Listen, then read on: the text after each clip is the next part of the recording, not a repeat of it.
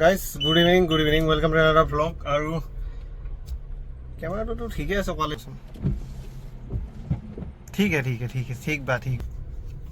Good evening guys, good evening welcome to another vlog. আৰু বহুত দিনৰ মই ষ্টাৰ্ট কৰিছোঁ, লাইটটো দি ল'ব লাগিব নেকি, কেমেৰাটো মুচিব লগা হৈছে, লাইটটো দি ল'ব লাগিব। বহুত দিনৰ মূৰত মানে কি 5-6 দিনৰ মূৰত আকৌ লগ পাইছোঁ আপোনালোকৰ মাজত, আকৌ উভতি আহিছোঁ মই। তো বতৰ খুব ধুনীয়া। আজি গধূলি ভিডিঅ'টো ষ্টাৰ্ট কৰাৰ কাৰণ এইটোৱে যে মই গৈছোঁ এতিয়া ইয়াৰ পৰা অলপ বেলেগ জেগাত ক'ত মানে ঘৰত শুই আহিছিলোঁ, শুই মেলি উঠিলোঁ এইমাত্ৰ। ইয়াৰ পৰা গৈ আছোঁ ঘৰত। আৰু এইকেইদিন অলপ বেলেগ কামত ব্যস্ত আছিলোঁ, সেইকাৰণে ভিডিঅ' দিয়া নাই, আপলোড দিয়া নাই। আৰু নিউজবোৰটো চাই আছে আপোনালোকে, বাংলাদেশত কি চলিছে, হিন্দুৰ ওপৰত কাখন তেতিয়া আমি প্ৰতিবাদ কৰিলোঁ, এতিয়া অলপ পস্তাইছোঁ। এনেকুৱা ফিল হৈছে নে আপোনালোকৰ, হোৱা নাই? কমেণ্ট কৰি জনাবচোন। মানে বাংলাদেশত যিবোৰ চলি আছে ঠিক চলা নাই, মানে বেয়া লাগিছে দেখি পেলাই। তো আমাৰ হিন্দু ভাই বন্ধুসকলৰ ওপৰত অত্যাচাৰ অলপ বেছিয়ে হৈছে জোখতকৈ। তো সেইটো কাৰণে সেইবোৰ চাই মানে কথাটো বুজি নাপাওঁ, কি মানে ইমান উৎপাত কৰিব লগা আছে। ভাই একেলগে থাকিলেই হ'ল, মানুহ হৈ জন্ম ধৰিছোঁ, এদিন মৰি যাব লাগিব। কাৰ কেতিয়া মৃত্যু কোনো গম নাপায়। থকা দিনকেইটা শান্তিমতে আৰামছে সুখ শান্তিৰে থাক। আপোনালোকে তাতে মানে সিহঁতে তাতে হিন্দুবোৰক উৎপাত কৰিছে, ইয়াতে যদি বাংলাদেশী মুছলিমবোৰক যদি উৎপাত কৰে, আৰু ক'ৰবাত যদি কোনোবা আছে তাক যদি কোনোবা উৎপাত কৰে, মানুহবোৰ থাকিব ক'ত ৰে ভাই? শান্তিমতে যোন য'তে আছে তাতে থাকিব লাগে। কিহৰ ইমান হাই প্ৰেছাৰ যুদ্ধ কৰি কি লাভ আছে, হয় নহয়? মানে এতিয়া বাংলাদেশত কিবা এটা কাৰণত মানে অলপ খেলি মেলি লাগিছিল, সিহঁতৰ মাজত মানে কিবা এটা সংঘাত হৈছিল, দুটা জাতিৰ কিবা। ইমান বুজি পোৱা নাই বস্তুবিলাক, ইমান নাচাওঁ নিউজত। ৰিলবোৰ এনেকৈ স্কিপ কৰি থাকোঁতে মাজে মাজে আহে মানে। তো তাৰে প্ৰধানমন্ত্ৰী দেশ এৰি পলাল। তো পলোৱাৰ পিছত এতিয়া মানে হাই হুলস্থুলুচ, মাৰপিট, আৰু সিহঁতে মানে উপায় নাপায় হিন্দুবোৰকে অত্যাচাৰ চলিছে। আৰু বাংলাদেশৰ যিজন ক্ৰিকেট প্লেয়াৰ আছিল লিটন দাস, তাৰ ঘৰত জুই লগাই, ঘৰ চৰ ভাঙি জুই লগাই দিছে বোলে। এইবোৰ ৰিলতহে পোৱা দেই, নিউজতো পোৱা বাৰু, এইটো সত্য কথা। কাজিয়া লগাটো ভাই, যদি পাৰ হ'ব আছে একেবাৰে পাৰ হ, এবাৰ ৰখিবি এবাৰ যাবি। তাৰপিছত মানে লিটন দাসৰ ঘৰ চৰ পূৰা ভাঙি চিঙি চুৰমাৰ। এনেকুৱা হ'ব নালাগে, আৰামছে থাকিব লাগে। ঠাণ্ডা পানী পিনেগা, মচ কাটনেগা, ৰেনেগা আৰামছে ৰেনেগা হে না। হাই প্ৰেছাৰ কাজিয়া কৰি লাভ নেহি হে, বস্তুটো বুজিছে? হাই প্ৰেছাৰ কৰি এইবোৰ কাজিয়া পেচাল কৰি লাভ নাই। তো এতিয়া মোৰ যাত্ৰা অব্যাহত ৰাখোঁ। ইমানে কৈছোঁ যে কাটো আমাৰ কাৰণে মানে অলপ দৰকাৰী আছিল। মানে দৰকাৰী মানে কি, আমাৰ কাৰণে বুলি নকওঁ, মানে এটা কথা ধৰক, এতিয়া এইখনতো হিন্দু ৰাষ্ট্ৰ হ'বলৈ গৈ আছে যদিও বা হৈছে যদিও, তো ইয়াৰ মুছলিমবোৰতো সুৰক্ষিত আছে, মুছলিমবোৰতো শান্তিমতে আছে, ভাই বন্ধুৰ নিচিনাকৈ আছে, হয় নহয়? আমি ভাই বন্ধুৰ নিচিনাকৈ আছোঁ। ইয়াৰে আমি মুছলিমৰ ওপৰত হাত তোলা নাই, না ইয়াৰে মুছলিমে আমাৰ ওপৰত হাত তুলিছে। কথাটো হয় নহয়? এনেকুৱাকৈ থাকিব লাগে। তো আমাৰ হিন্দুবোৰে এতিয়া বাহিৰত কিয় থাকিব নোৱাৰে? বাহিৰৰ মুছলিমবোৰ আহি ইণ্ডিয়াত ধুনীয়াকৈ খাই মেলি আৰামছে এনেকা ঠাণ্ডা পানী পিনেকা, মচ কাটনেকা এনেকৈ আছে।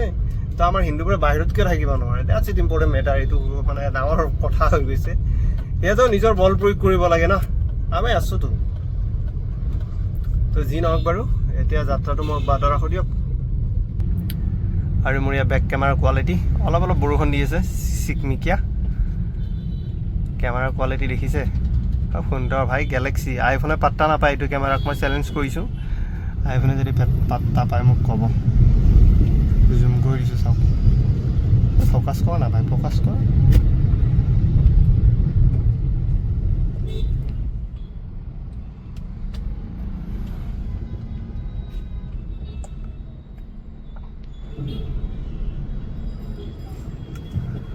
লাইটকেইটাহে ফ'কাছ নকৰে দেখোন, কিয় বা? কি হ'ল? বেগটো মুচিব লাগিব অলপ। গাইজ এটা মানে অলপ আৰু ইম্পৰ্টেণ্ট কথা। কি কথা গম পাই নে? আমি যে টেক্স পে' কৰোঁ, টেক্স পে' মানে সকলোৱে টেক্স পে' কৰে। এটা ডেচলেৰ পৰ্যন্ত আমি টেক্স পে' কৰোঁ। ডেচলেৰ পৰা গাড়ীলৈকে যিকোনো বস্তুতে টেক্স পে' কৰোঁ। সেই টেক্স পে' কৰাৰ ফলত আমি কি সুবিধা পাইছোঁ? কিবাটো পাব লাগিব ন? আমি ইমান চৰকাৰক ইমান টেক্স দিওঁ, সকলোৱে দিয়ে, মই বুলি নহয়, সকলোৱে যিমান মানে যিমান ধনী মানুহ নহওক চবে টেক্স দিয়ে। আমিতো বাৰু সৰু সুৰা মানুহ, আমি তথাপিও অলপ চলপ দিওঁ আৰু। দিওঁ মানে কি, ডেছলাইটো কিনিবলৈ ডেছলাই এটা কিনিবলৈ গ'লেও দিওঁ, দোকানত কিবা আলু পিঁয়াজ কিনিবলৈ গ'লেও দিওঁ, হয় নহয়? চব দি মেলিতো চলি আছোঁ। পেট্ৰল পাম্পত পেট্ৰল ভৰাব গ'লেও দিওঁ, কিন্তু তাৰ ফলত আমি কিবা পাইছোঁনে? এইটো মানে কেতিয়াবা প্ৰশ্ন সুধিব মন যায় মানে গভৰ্ণমেণ্টক, কি পাইছোঁ তাৰ ফলত?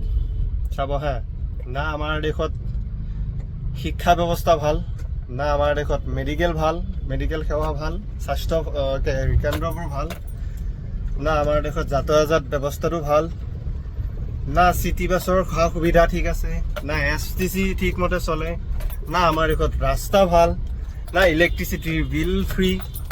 হা, একো নাই ভাই, একো নাই। একো আৰু ফ্ৰী বোলা বস্তু, ফ্ৰীটো বিচৰা নাই, মানে ডেভেলপ নাই একো।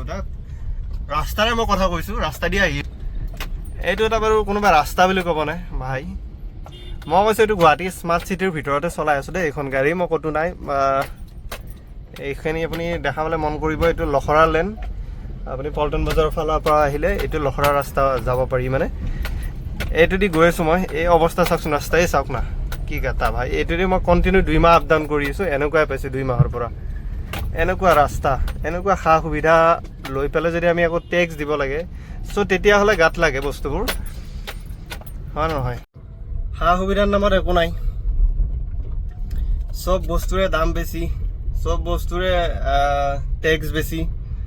আৰু তাৰ বিনিময়ত আমি কি পাইছোঁ? এখন গাড়ী কিনিবলৈ গ'লে আপুনি GST CGST অৰ্থাৎ আৰু এটা পে'মেণ্ট কৰিব লাগিব, যি আমি গাড়ীটো ৰাস্তাত চলাম ন, তাৰ কাৰণে এক্সট্ৰাকৈ এটা টেক্স পে'মেণ্ট কৰিব লাগিব, সেইটো এটা টেক্সো দিব লাগে। এখন গাড়ীৰ দাম যদি আপুনি 45 লাখ টকা, সেইখন গাড়ী হ'বগৈ 70 আৰু 75 লাখ টকা।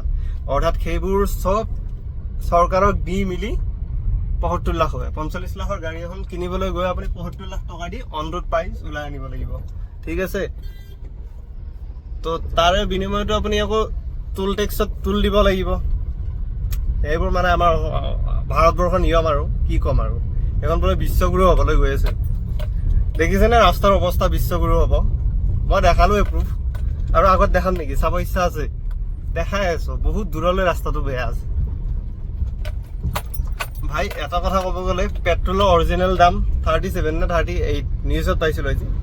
তাৰ ওপৰত টেক্স কিমান লৈছে গম পায় না? 97কে আমি ক্ৰয় কৰোঁ 1 লিটাৰ পেট্ৰলত, বুজিছেনে?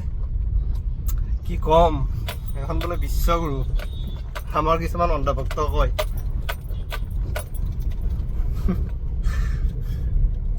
বাবা, এইবোৰ চাহ, মেইন ৰাস্তাত কি দ গাঁথা, একজাক বৰষুণতে বানপানী হৈ যায় গুৱাহাটীত, আৰু এইখন বোলে বিশ্বগুৰু হ'বলৈ গৈ আছে বোলে। এই চাহ না অৱস্থা ভাই।